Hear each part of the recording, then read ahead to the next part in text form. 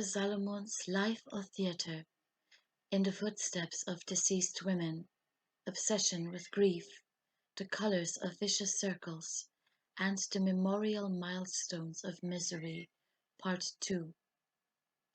Charlotte's grief-stricken grandmother holds her own body, sitting in a fetal position, the bereft mother, paranoid about her granddaughter's life and fate, expecting death's presence everywhere.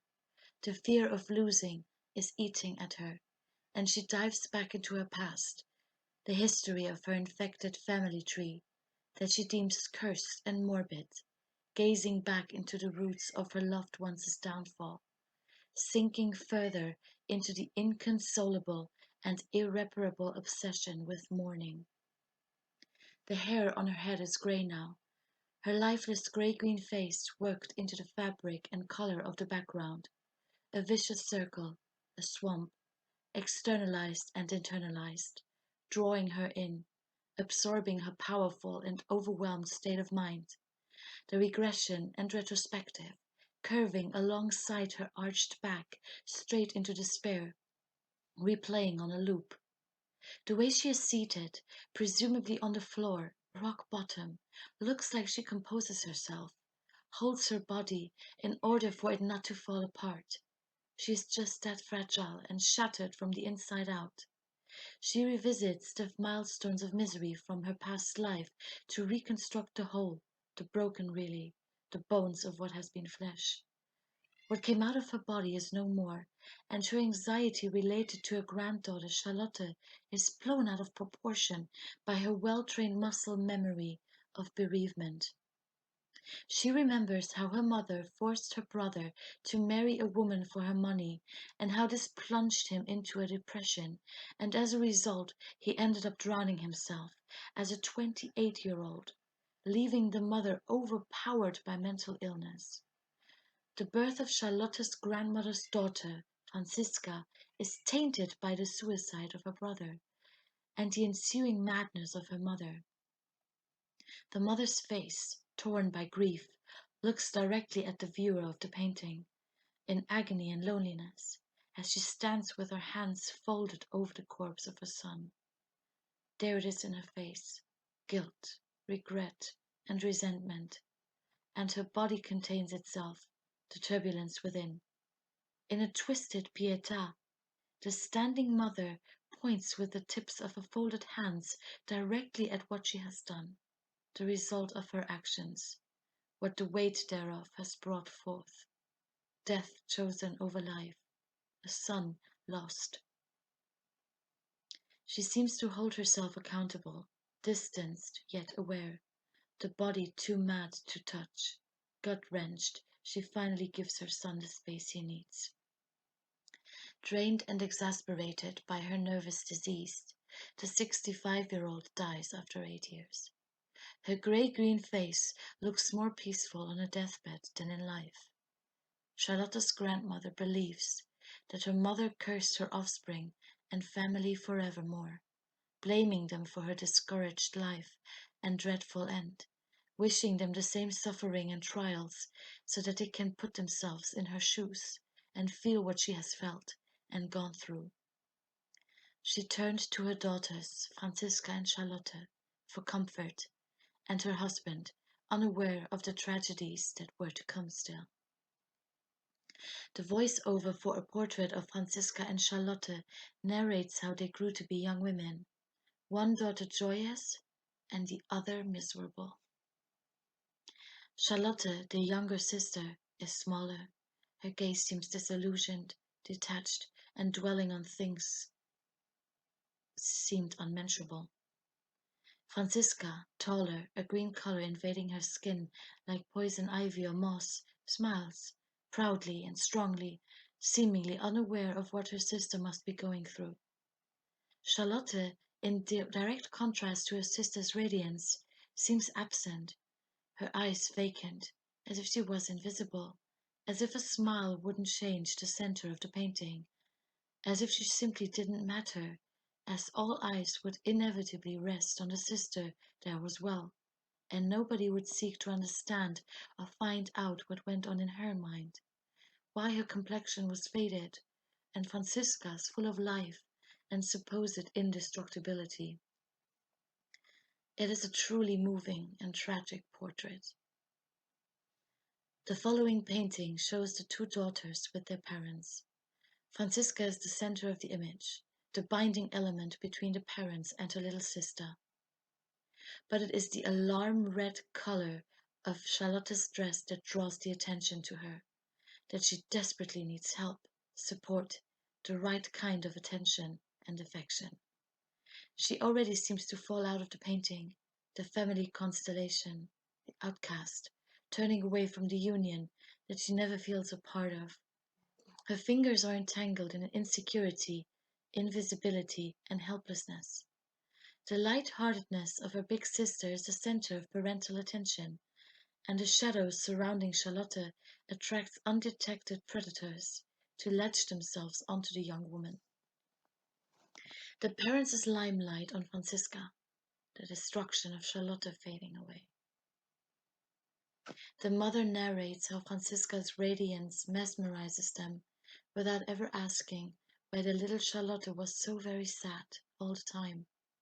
She goes on by saying that the little sister was always faced with the big sister's joyfulness.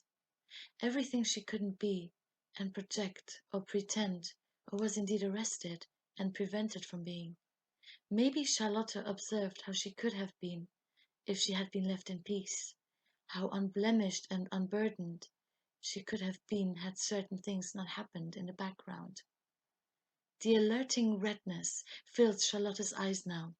The tragedy nears. Looking at Francisca's lively face, Charlotte's gaze is full of longing and suffering. Everything that was taken from and expected of her, her growth and own light. She mourns her own lost identity, her halted development, and slowly the green color takes over her facial features. It is not an ill-intentioned envy she feels toward her sister, but a comparison that makes her misery more obvious and drowns her more in the role that she has been forced to play. Whereas her sister's childhood seems to have been worry-free, hers was ended purposefully. Francisca's growth encouraged, Charlotte's halted. Feeling cut off from the impossible revelations of her truth, Charlotte, in observing Francisca, sees what she can never be, and it hurts nobody more than herself. Her undoing was not her doing. She resigns and gradually takes herself out of an equation that makes her despair even more. The next painting, Charlotte, blanketed in red, stuck and further engulfed by waves of blue, the element of her demise, the lake that will take her, slight silhouettes of her drowning, splashes of red, shows the gradual disintegration of the young woman, the discoloration of her face, and how she devotes her mindset to her endeavor to end her life. She gets crushed beneath the parental amazement for her sister, while she seems to be forced to deal with their tortured sides. In this painting, we see her fading away, her face is exposed, multiplying, a woman slipping away, falling into the blue of the painting. The mother is left with the question whether it is her fault. The father, unmentioned, silent, might know all the answers.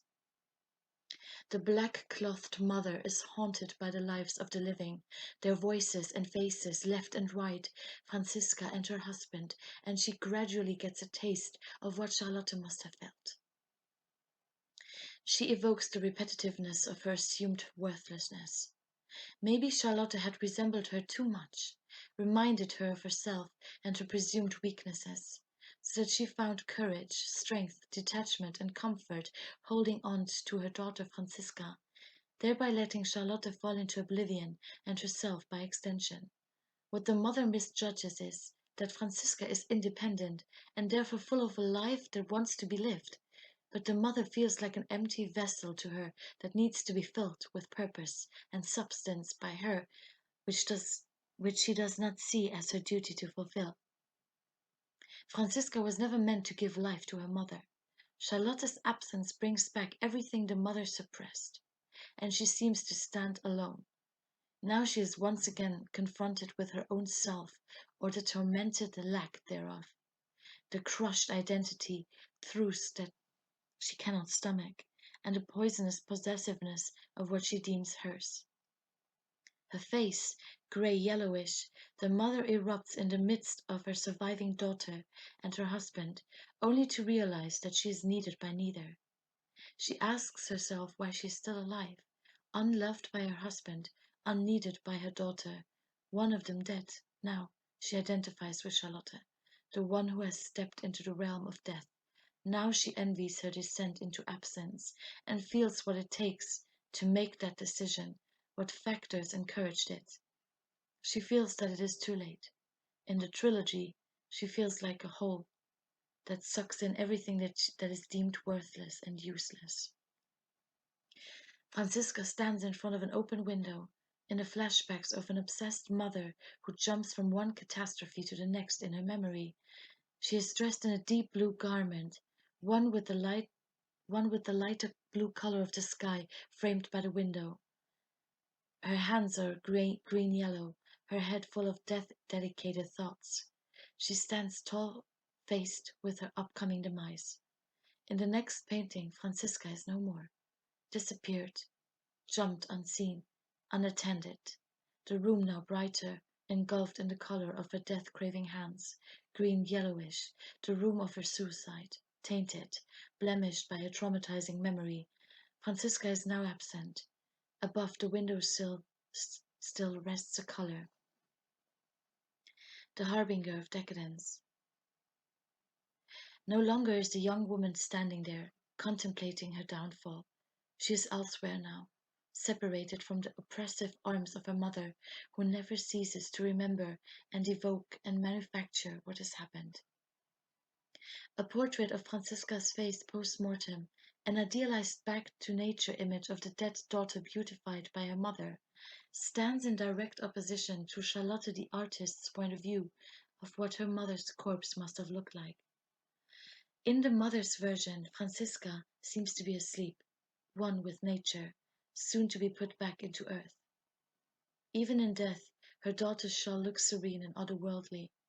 The blood is running through her hair, as if it was her natural color. In her mother's eyes, she is not lying in the mud, disfigured, broken, horrifying. No, she looks like she is at peace, feminine, indestructible. As with her second daughter, the mother holds on to the 19th century image of the Belle Morte. That is how she chooses to remember and visualize her deceased female offspring, the lips redder in death than in life. In the following picture, she jumps to the next dreadful event in her life, namely the suicide of her sister and of the daughter of her brother. She is dressed in black, holding up the news of both deaths in both hands, staring at the viewer, mutely asking what else she has to endure. She continues to victimize herself in her mind, bathing her mindset in never-ending self-pity. A female Saint Sebastian, enduring all the deaths in her family. Death never seems to leave her household. She becomes a figure of pure grief and despondent despair. The color red trickles across the background, tainting her face and outline and surrounding the notifications. Accusing her own mother to have been a witch who engineered the self-annihilation of her family, the next painting shows a gallery of deceased faces, death masks of loved ones, hovering over the living, not letting them go, threatening those who survive, reminding them of their vulnerability, unspoken, unheard of, muted existences, unmentioned, not talked about, unconfronted, unquestioned. In this heavy climate of silent death, Charlotte the artist, her grandmother, father, and grandfather are almost the only survivors. Plagued by death imagery, Charlotte's grandmother's head is stuck in the past. A disrupted line on Charlotte's throat, between her head and chest, suggests that she, too, will enter this shelf of deceased busts. One family member is tethered to the other, one fate infecting the next. Is it inevitable? What is to come? The sickly green-faced woman, dressed in the colors of her daughter's unforgettable deaths, sits on a chair, abandoned, holding her sunken head, the silhouette red, across from a sea of red outside of the window, foreshadowing an unavoidable future.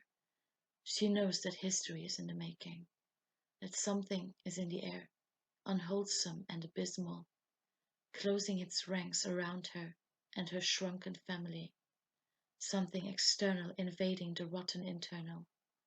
A resigned woman, her husband, Charlotte the artist, her father and new wife, now find themselves in a 1933 Germany.